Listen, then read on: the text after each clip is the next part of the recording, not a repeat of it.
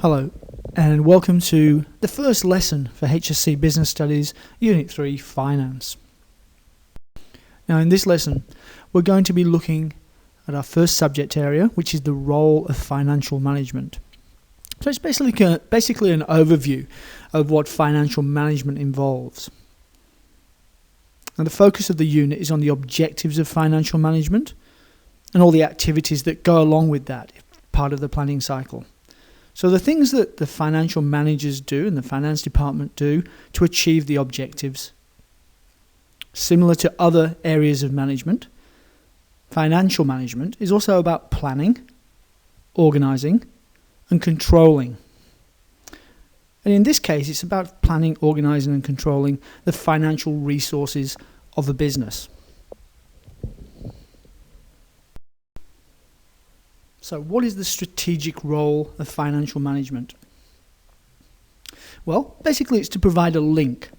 And that link is between what the business wants in the future, so its goals for the future, and the kinds of resources that will be needed to achieve those goals or objectives. Put simply, how can a business finance its future ambitions and goals? So it's ensuring that those resources are available when they're needed. Now, there are lots of different types of businesses. Small businesses, we usually have maybe a partner or maybe just one person who's thinking about the financial management of the business. Sometimes that might be outsourced to an accounting firm or a financial management firm. But in large businesses, and we're going to think about large businesses this term, the business usually establishes a senior management team, and they'll set the direction of the business. So a financial team would usually have a CFO. A CFO is a Chief Financial Officer. And that person would usually be a senior member of management, part of the senior management team. That person is usually in control of the finance area of the business and responsible for ensuring that the resources are available.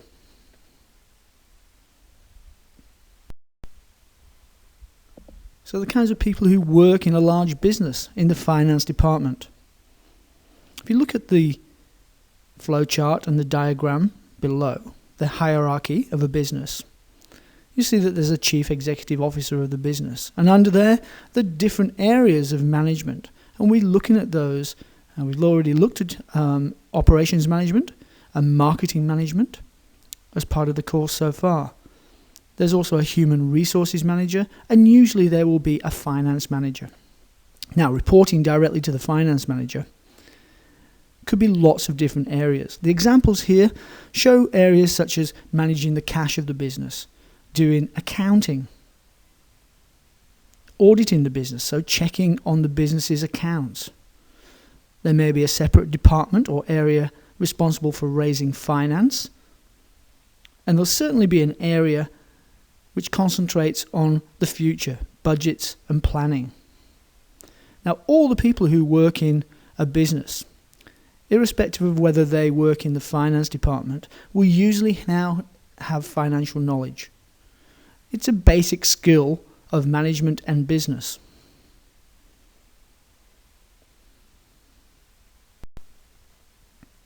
So some of the roles of financial management. It's all about the strategy. So the strategic roles, the roles that are going to allow a business to fund and manage their needs into the future. Now those areas might be accounting and reporting. Could be cost management. There will certainly be an area of payments, paying invoices, paying their creditors, and also paying some of the stakeholders, including employees, on a payroll system. Financial management will usually involve controlling the inventory, controlling the stock. There's usually an asset management component where the large pieces of plant and equipment are managed, possibly written off or leased over a period of time. There'll be an auditing department. That will be looking at how the business manages their finance. So doing internal checks. There'll be a department possibly looking at long and short-term finance, how their investments are being managed.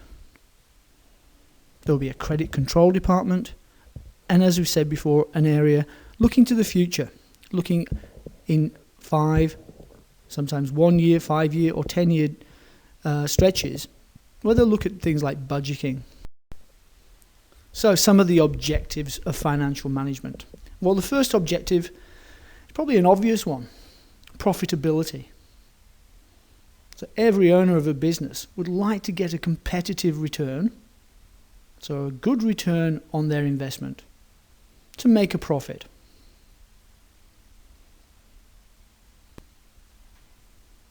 Second objective is liquidity. Now, liquidity refers to a business's ability to pay short-term debts. Now, that might be the wages of the employees. It might be invoices to suppliers so that they can buy new equipment or new stock to continue to make the goods and services. Being able to pay these invoices, these short-term debts, is called liquidity. Now, usually that's achieved by turning the short-term assets into cash. So the goods that they produce, turning them into cash, cash going into the bank, be able to pay the bills, the debts, the invoices that are needed to keep the business going on a day-to-day basis. The third objective of financial management is to achieve efficiency in the business.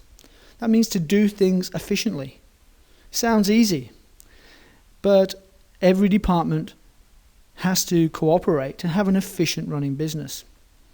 Usually that's achieved by lowering costs and getting greater output. Now, those greater outputs can be achieved from the management of labor, how people are paid, the amount of people that are used to create the goods or services, or the machinery that is being used, how that is paid for. So cost cutting is a very important part of achieving efficiency, but it's not the only way that a business can achieve efficiency. Rather than cost cutting, they look at cost value, trying to achieve the best value from the resources that they have. The fourth objective. This is the long-term financial management of a business. So as liquidity looked at the short-term ability to pay debts, solvency looks at the ability of a business to meet any long-term financial obligations. So payments of debts which are seen into the future, and looking at the ability of the business to stay in business. This is called solvency. The fifth objective is growth. All businesses would look to grow over a period of time after they've gone through that establishment phase. So one of the key areas of a financial management system is to increase the value of the business, to grow the business. And financial managers will be looking all the time to think about how the business can grow financially and as part of the industry that they're operating in. Now that can be done through marketing, through developing new products, and it might be the acquisition of new businesses that link directly to what that business is doing, or as a complement to the business.